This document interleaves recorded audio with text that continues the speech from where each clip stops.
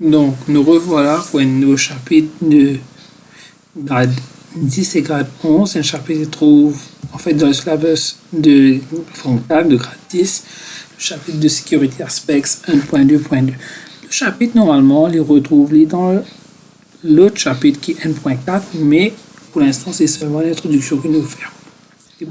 Le reste peut suivre pour la suite. Ça, c'est le learning objective, c'est que Cambridge les observe pour ce chapitre-là. Alors, premièrement, c'est quoi la sécurité aspect comme service Internet. Deuxièmement, c'est quoi malware comme viruses, spyware, hacking. Et aussi, quand nous protège nous contre ça, un danger. Donc, virus, spyware, hacking, c'est trois plus gros dangers, plus gros risques qui ont couru quand on Internet. C'est quoi un virus? Un virus, c'est un programme. Un programme qui fait de sorte qu'il infecte un maximum de systèmes à travers un réseau, un pendrive, un storage media, donc, et aussi un email attachment. Un virus, il fait nous comme le travail doucement, il fait nous comme ralentir, nous comme capable de freeze, et aussi nous arriver qu'il nous a une phase capable de disparaître.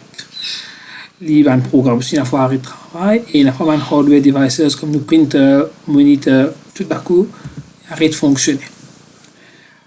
Pour capable protéger nous contre le virus, à ce moment-là, nous utilisons un service software qui s'appelle un antivirus software. Cambridge dit que un antivirus software est passé. Vous avez updater.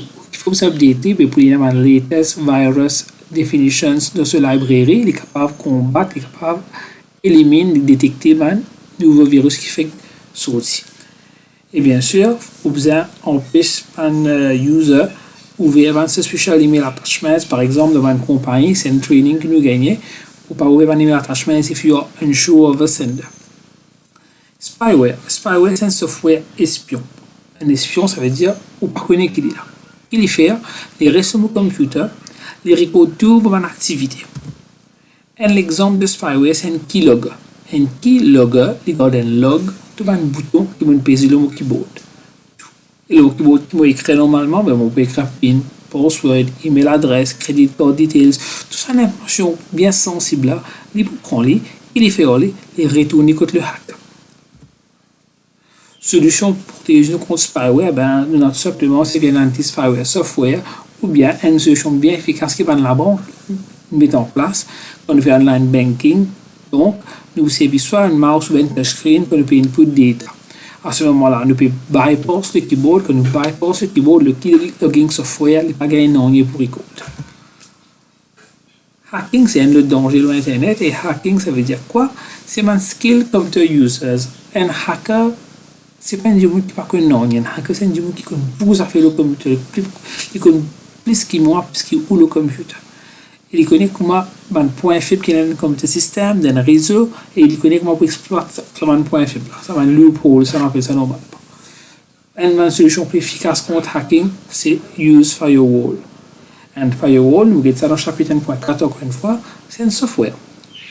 Assez rarement, il y a un hardware aussi, mais c'est surtout un software. Il fait, il filtrer toute connexion qui peut rentrer et toute connexion qui peut sortir depuis mon système. Il trouve en moi et sa serveur là. Donc, il travaille dans deux directions, de deux façons de travail. Et un firewall, il a beaucoup de settings, beaucoup de réglages, qui dit que telle connexion acceptée, l'autre connexion, on pas une permission, coupe connexion. Donc, il faut obtenir un firewall. Une réponse que mes élèves souvent mettent pour l'examen pour empêcher hacking, c'est passer via Internet du tout. Bien sûr, ça répond ça ou pas gagner pour l'examen parce que c'est pas une réponse qui nous peut expecter dans les élèves de la grade 10 ou de la grade 11 quand même. En général, pour nous minimiser le risque de perdre de data, nous faisons une backup copy. What's a backup copy? It is a copy of our original data and programs in case they are lost, deleted or corrupt. Mais, une affaire claire, vous avez resté sur la tête, le fait qu'il me fait une backup, il peut empêcher mon data original perdu, il peut empêcher mon data original, mon file, mon programme corrupt ou bien effacé, par accident ou bien intentionnellement. Exemple, le fait qu'il me un livre, me fait une photocopie de ce livre-là, pas veut dire que ce livre original-là, ça m'a dit perdu, ça m'a volé pour qu'un livre. Puis tout simplement, si quelqu'un livre mon perdu, je vais pas perdre toute mon information, moi j'ai une copie. Et en général, n'oubliez pas que backup nous fait aller loin removable storage media. Je ne pas faire un backup et que je backup là, le hard disk, le computer, le laptop, arrivé si arrivé l'appareil là perdu, brûlé, on perd du tout à ce moment-là. C'est pas ça le but recherché. Une autre façon de minimiser le risque, c'est de encrypt data. Pour nous encrypt data, il fait de sorte que si man du monde qui moment décidé pour lire la data là, de comprendre la data là, de servir. Si un du monde paye avec la clé pour décrypter sa data là, il est capable de bloquer file, il est capable de passer file là, mais à aucun moment il peut lire, il peut comprendre qu'il y a là-dedans. Phishing donc c'est un problème souvent que nous fait face avec l'affaire de la banque. C'est un legitimate looking email qu'il a envoyé. Cet email là, il paraît legitimate. Et quand user clique sur cet email là, il y a un link, il y a un attachment. C'est arrivé de suivre cet attachment, de suivre ce link là. À ce moment là, nous redirectons vers un fake website. Fake website, c'est un website qui paraît vrai, mais il n'est pas vrai du tout. Et user là, c'est là nous paniquer, nous dit man deadline bien hard, nous par exemple si dans une semaine, dans 2 jours, 3 jours, ou pas de nous information ou ban credit card details, ou ban login pour internet banking, ben nous coupe tout au compte, vous repasse dans la banque, vous perdez tout l'information, etc.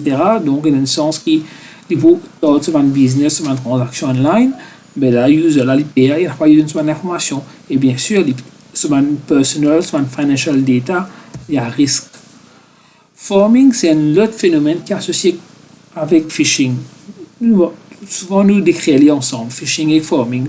C'est presque le même principe que nous pouvons prendre user là ce data de façon opérée par pareil.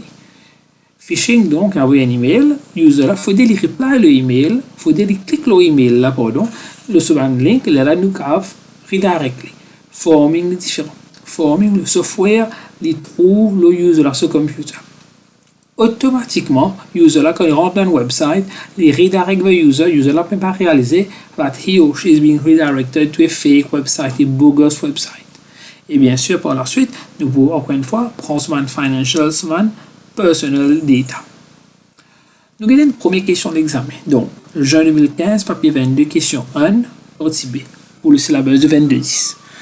Alors, il y a 5 descriptions et 5 security issues. Donne-nous ce réponse, un matching, et on décide normalement l'année. Je me rappelle les autres que quand nous répondons à la question de Cambridge, c'est une crayon papier. Et bon, voilà les réponses. Le premier, in cause law, on trouve malicious code, donc malicious code on the hard drive, because forming et chose une cause redirect to a fake website. Le deuxième, because software that gathers information et because key presses, because spyware. Troisième, programme code that replicate itself, right? Et surtout pour modifier data, copy data sans que user la connaît, là nous cause virus, surtout le fait qu'il y a répliqué un virus, ce target c'est les replicate lui-même. Next, quatrième, il y a illegal access to a computer system without consent, mais le fait qu'il y a une cause illegal access ici, et qu'il peut cause without consent, bien souvent il peut cause le hacking. Dernier, il peut cause legitimate looking email, ben là, les autres possibilités, c'est simplement phishing qui ne peut causer. Deuxième question. Novembre 2015, papier 12, question 1, partie B. Alors, il y a beaucoup de risques associés à Internet. Pour chaque risque, tu vas expliquer qui fait il y a un risque et donne une façon que nous sommes capables de minimiser ce risque. Donc, 3 points par réponse. Premier risque, nous avons le virus. Un virus, tout simplement, les pour corrupt mon data, les delete mon data. Il est capable de faire comme aussi roule bien doucement, il est capable de faire comme tech crash. Comment nous protéger nous, je disais tout à l'heure là, user un petit data antivirus software ou bien pas dans l'autre software devant un trusted sources devant un website que on a doute là. Deuxième risque, on a phishing. Phishing, il va user to a fake website qui prend il y a un website qui fausse. Vous rappelez les autres, Cambridge, content que nous répondons en point faux, nous va écrire une longue phrase et une phrase il faisait direct to the point. Alors, deuxième raison que phishing est un risque, nous avons perdu nos data. financial and personal. Quand non, nous avons minimiser le risque, ben, nous pas ouvrir un email, nous pas cliquer un email attachment si nous pas connaissons le sender. Troisième risque, c'est spyware. Spyware, il fait quoi? Il peut monitor, il peut read the market process, tout ce qui nous fait le keyboard, il peut lire les, et là, il peut avoir ça côté un hack. Pour nous minimiser le risque, ben, nous servons anti-spyware software et nous servons les autres data entry methods, par exemple, nous servons MAR, nous servons drop-down boxers, etc. Donc, nous terminons l'explication de ce chapitre-là. Même corrige deux questions pour eux. Vous êtes capable de contacter moi pour les autres questions. Merci.